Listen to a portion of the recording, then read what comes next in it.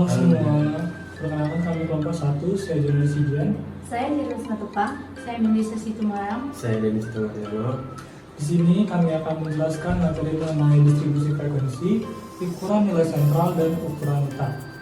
Silakan tonton videonya.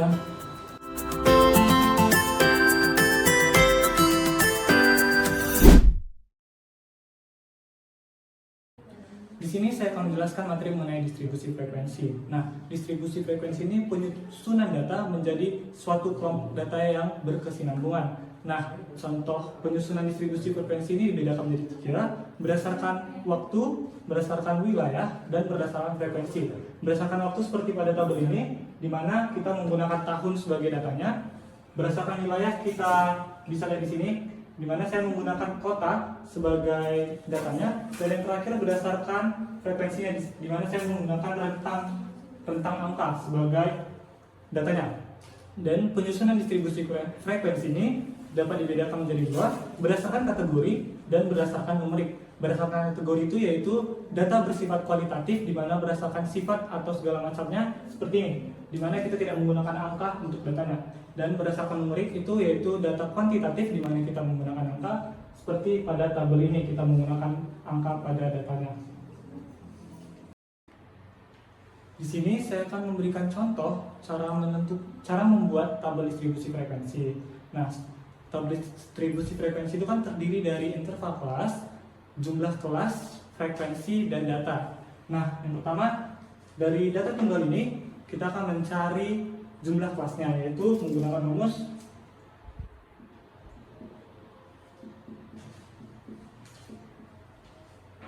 nah 1 tambah 3,3 log n. Log n berarti logaritma dari jumlah data. Data yang berjumlah 1, 2, 3, 8 kali 5 itu 40. Berarti kita akan mencarinya dengan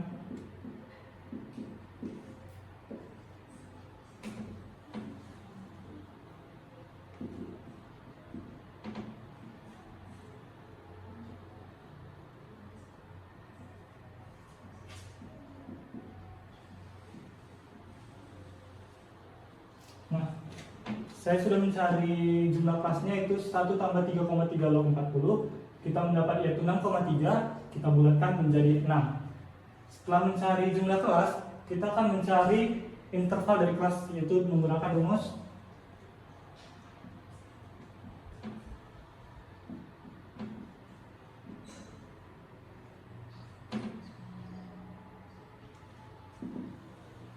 interval kelas, yaitu data terbesar dikurang data terkecil dibagi jumlah kelas. Nah, jumlah kelas yang kita dapat tadi yaitu 6. Dengan data terbesar yaitu 39 dan data terkecil yaitu 20.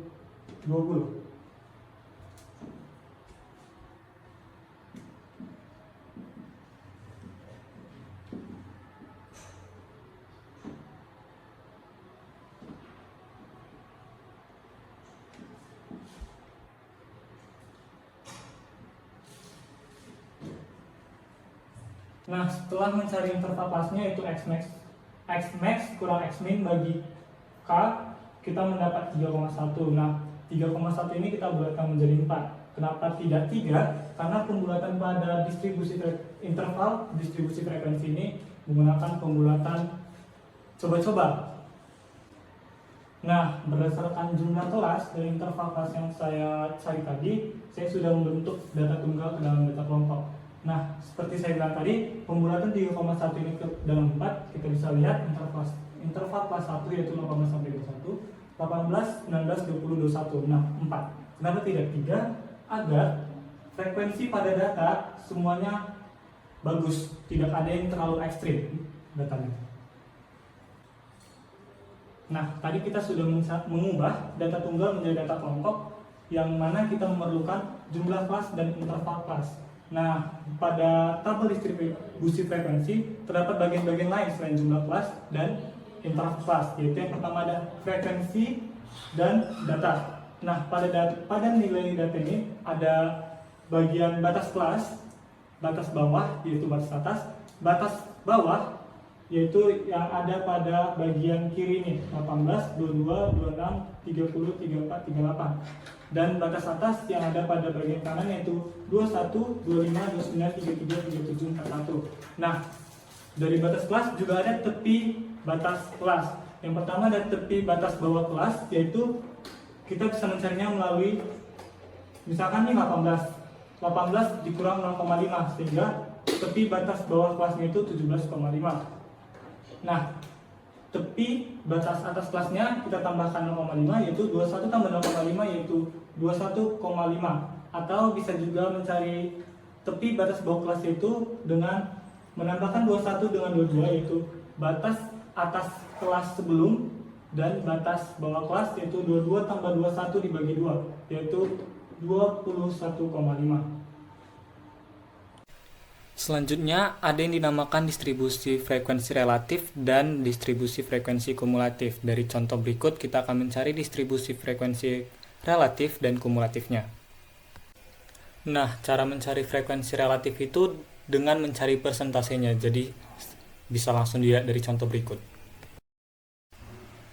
Nah, untuk frekuensi kumulatif terbagi menjadi dua, yaitu kumulatif kurang dari dan kumulatif lebih dari. Frekuensi kumulatif kurang dari yaitu frekuensi kumulatif yang menambahkan frekuensi dari awal hingga akhir, sedangkan frekuensi kumulatif lebih dari yaitu frekuensi yang mengurangkan total frekuensi dari atas hingga akhir.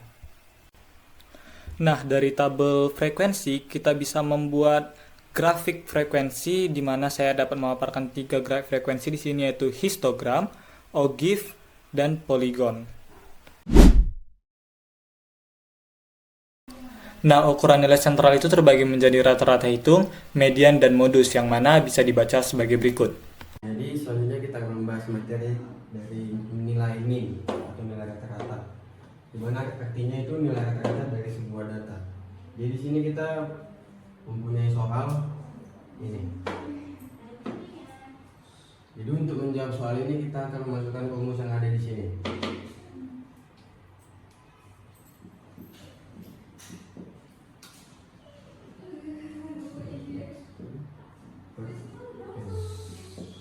Nah, sigma xi di sini artinya total dari semua jumlah data yang di sini.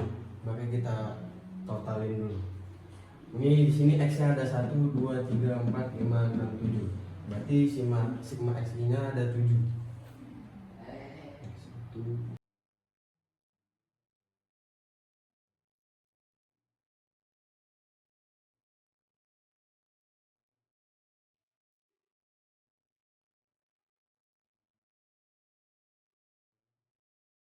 N di sini artinya total banyak datanya itu ada 7. Berarti bagi 7. Nah, sini maka kita tambahkan 170 tambah 160 tambah 60 tambah 145 tambah 105 tambah 140 tambah 95, yaitu hasilnya ada di 975. 975 dibagi 7. Hasilnya kita dapatkan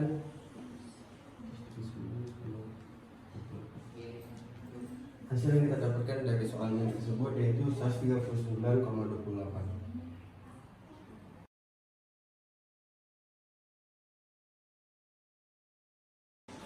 Nah, sesudah min tunggal, selanjutnya kita bahas min yang dikelompokkan. Di sini ada data yang sudah ditabelkan. Di sini ada rumus untuk mencari min yang dikelompokkan.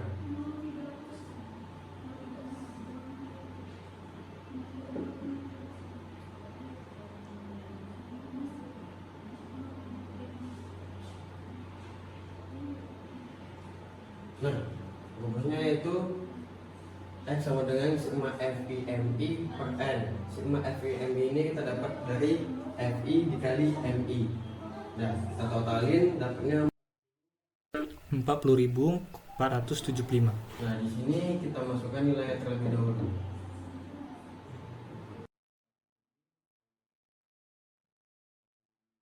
Dibagi N. N-nya itu adalah banyak data, yaitu ini 50.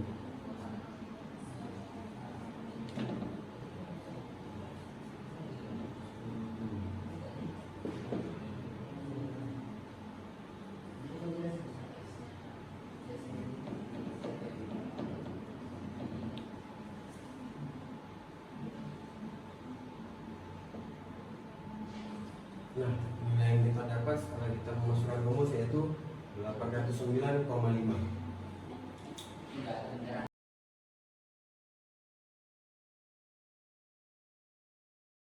Sekian penjelasan saya dari tentang min, dan selanjutnya kita akan membahas tentang median.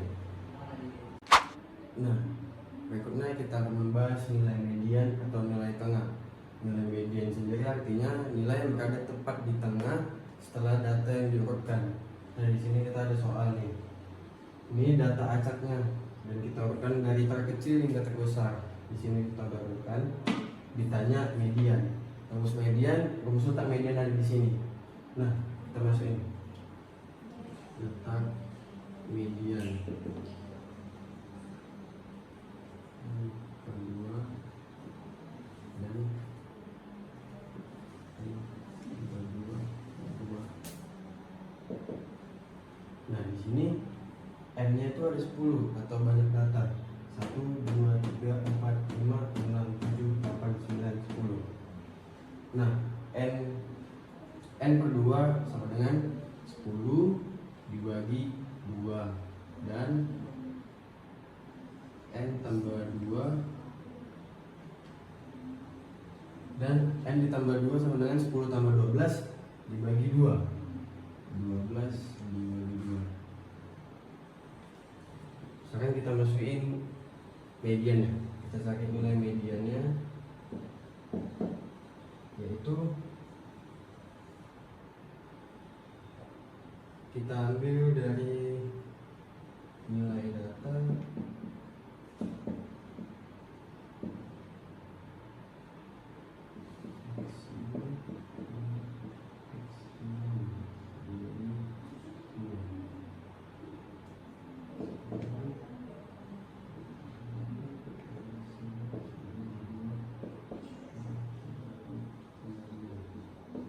Nah, kenapa X5 dengan X6? Karena N ditambah 2 itu 12. Kita ambil nilai X5 dan nilai X6. Kita buat dulu X-nya biar nggak bingung. X4, di sini X5, di sini X6.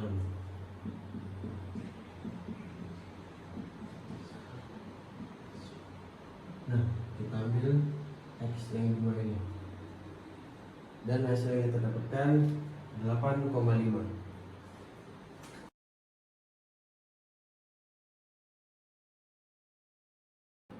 Nah, berikutnya kita membahas nilai median atau nilai tengah yang dikelompokkan. Di sini saya sudah buat contoh tabel yang berikut isi data-datanya.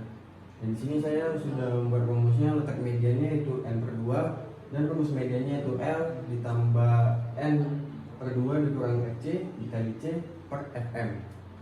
Langsung saja di sini ditanya median dan kita akan memasukkan rumus median di sini.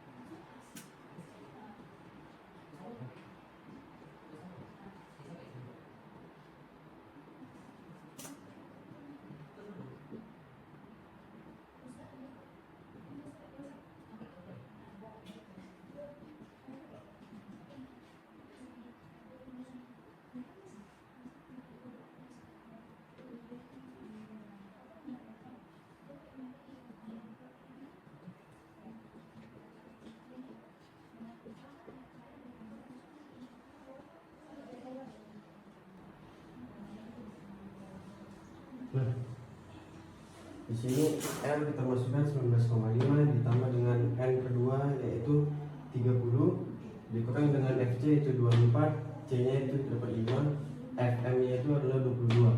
Selanjutnya kita bahas 19,5 ditambah 6 per 22 dikali 5 yaitu ini hasilnya 19,5 ditambah 1,36 dan hasilnya nilai median yang kita dapatkan 20,86. Sekian materi dari median yang telah dikelompokkan.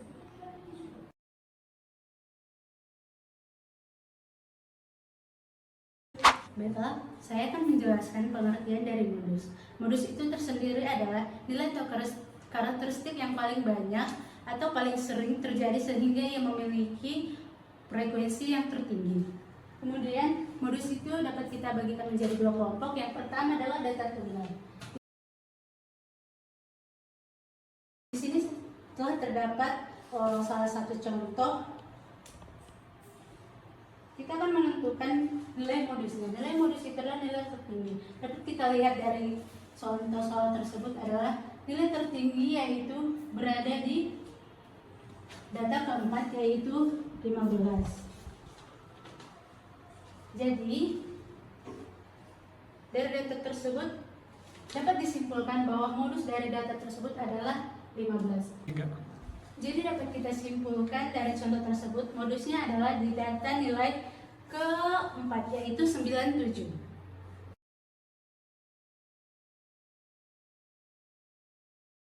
Baiklah, kemudian di sini terdapat contoh kedua yaitu data kelompok. Kemudian kita masuk ke rumus yaitu L. L berada di angka 25, terus 25 kita kurang dengan 0,5 yaitu 24,5. Kemudian D1-nya yaitu 23 kurang 8, 15. Lalu D2-nya 23 kurang 10, 13. Kemudian kita kalikan dengan intervalnya yaitu 5. Kemudian hasilnya yaitu 15 per 15 tambah 13 dikali 3, 2,68. Kemudian ini kita tambahkan jumlahnya menjadi 27,18. Jadi data yang paling banyak muncul yaitu 27,18.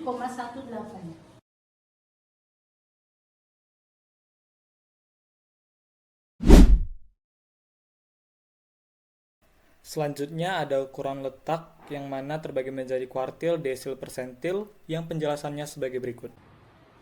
Baiklah, kemudian saya akan menjelaskan mengenai materi kuartil. Kuartil dapat dibagi menjadi dua yaitu data tunggal dan data kelompok. Yang pertama, kita akan mempelajari mengenai data tunggal. Yang paling utama adalah kita harus menyusun datanya mulai dari yang terkecil sampai yang terbesar ataupun sebaliknya. Kemudian lalu kita masukkan ke dalam rumus. Baiklah, di sini kita akan mencari kuartil yang pertama, yaitu K1.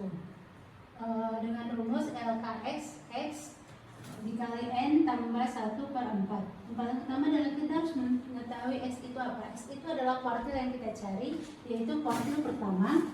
Kemudian N-nya adalah 11, yaitu jumlah data. Kemudian ditambah 1, lalu dibagi 4. Kita kalikan, yaitu 1 dikali 11 tambah 1 sama dengan 12, lalu dibagi 4, hasilnya yaitu 3. Jadi K1 adalah sama dengan X3, kemudian X3 adalah 52. Jadi kuartil pertama pada data yaitu 52.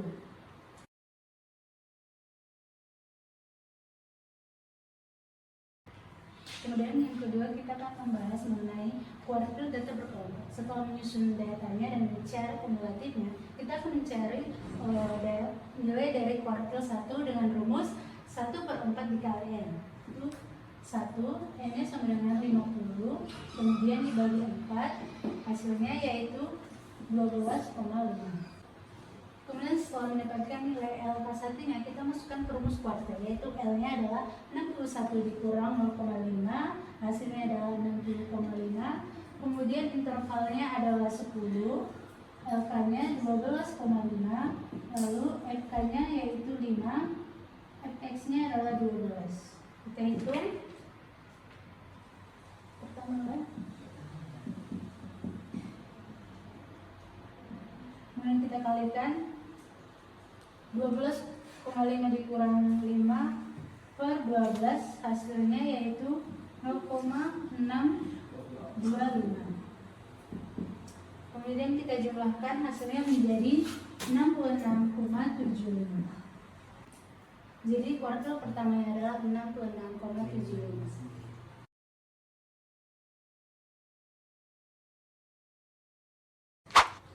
Baiklah, kali ini saya akan membahas tentang desil. Jadi desil itu merupakan nilai yang membagi data menjadi 10 bagian yang sama banyak setelah data tersebut diurutkan.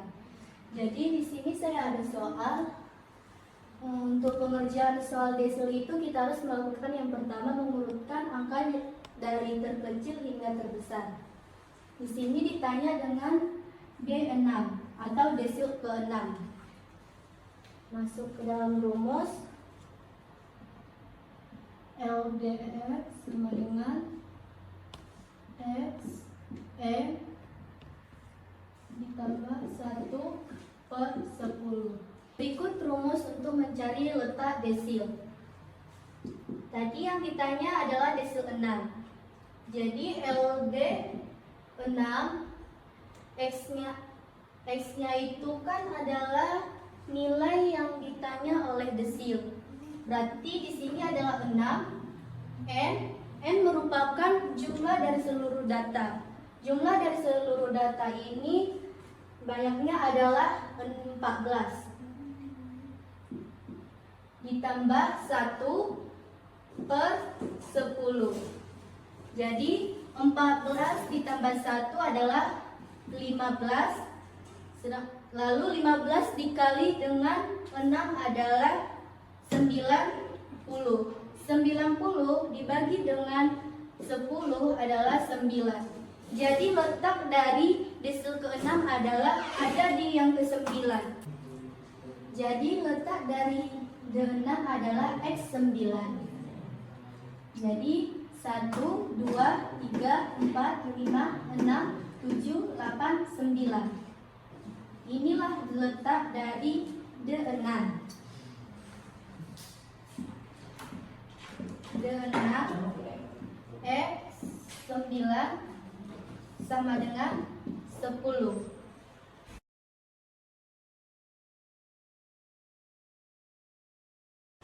Jadi di sini sudah ada data yang harus kita cari, yaitu desil ke-6. Pertama yang kita cari itu adalah menentukan letak dari desil ke-6. Rumusnya adalah LDX sama dengan X dikali N/10. X-nya adalah 6 dikali jumlah dari frekuensi kumulatif. Frekuensi kumulatif yaitu 100 per 10. 6 dikali 100 adalah 600 dibagi 10 sama dengan 60. Jadi letak dari desil 6 adalah 60 yang berada di sini. Baiklah, kita akan lanjut untuk memasukkan ke dalam rumus tersebut. Jadi LDX-nya adalah 65,5 ditambah dengan 60 dikurang 47 per 17 dikali intervalnya adalah 8 sama dengan 65,5 ditambah 60 dikurang 47 dibagi dengan 17 itu adalah 0,76 dikali dengan 8. Demikian hasil data tersebut adalah 71,58.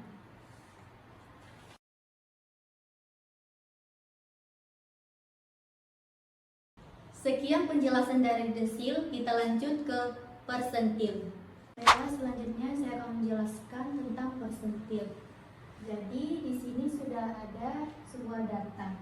Di sini kita disuruh untuk mencari persentil ke-25.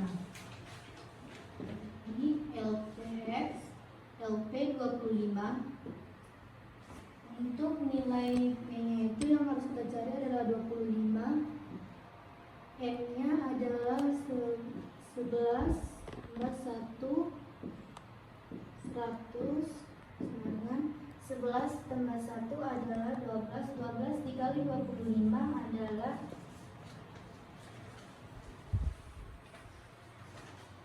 300 per 100 sama dengan 3. Jadi untuk letak dari persentil ke 25 adalah X3. Jadi 1, 2, 3. Untuk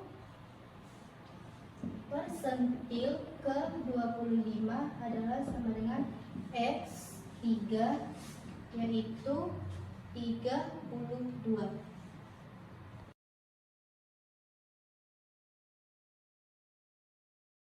Baiklah, kita akan mencari persentil ke 10.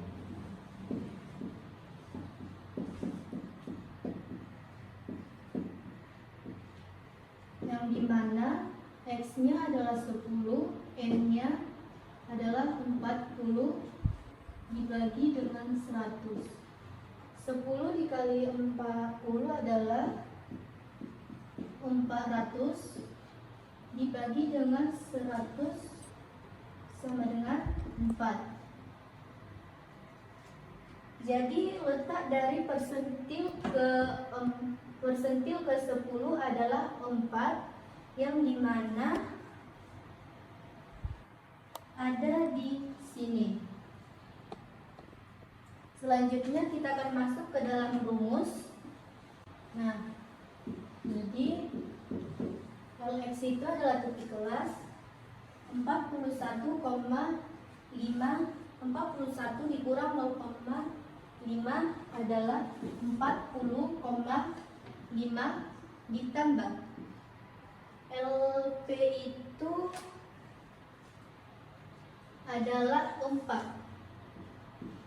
dikurang dengan frekuensi kumulatif 3 per 5. Ini dia. Intervalnya adalah 10. Selanjutnya adalah 40,5 ditambah 4 dikurang 3 adalah 1. 1 dikali 10 dibagi dengan 5 adalah 2. Jadi 40,5 ditambah 2 adalah 42,5. Jadi untuk persentil ke 10 adalah 42,5.